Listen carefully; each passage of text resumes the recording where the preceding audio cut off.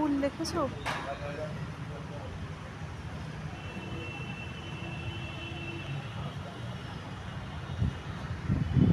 এটা হচ্ছে কুলদানন্দ ব্রহ্মচারী জির আশ্রম। খুবই সুন্দর মনোরম পরিবেশ, জানো তো? এত সুন্দর মনোরম পরিবেশ তোমাদের বলে বোঝাতে পারবো না। একটু এবার তোমাদেরকে ঘুরে দেখায়, যদি এখানে ফটোগ্রাফি অ্যালাউ না, তবু না দেখিয়ে পাচ্ছি না। এত সুন্দর মন্দিরের কারুকার্য, ভালো লাগছে বেশ। আর বাগানটা দেখো, এটা যদি শীতের মরশুমে আসা যায় না, দারুণ লাগবে, ভীষণই ভালো লাগবে।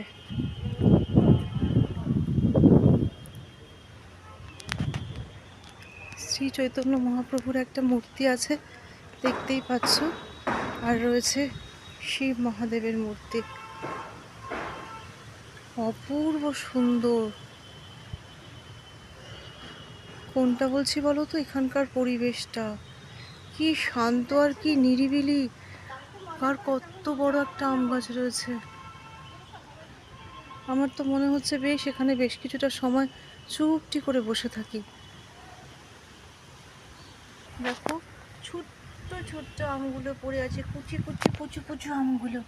এই দেখো, কি মিষ্টি মিষ্টি দেখতে লাগছে, তাই না? দেখো, সারা প্রাঙ্গণ জুড়ে পড়ে আছে। একটু ভেতরটা তোমাদের দেখাই, কাজ চলছে, অপূর্ব কারুকার্য।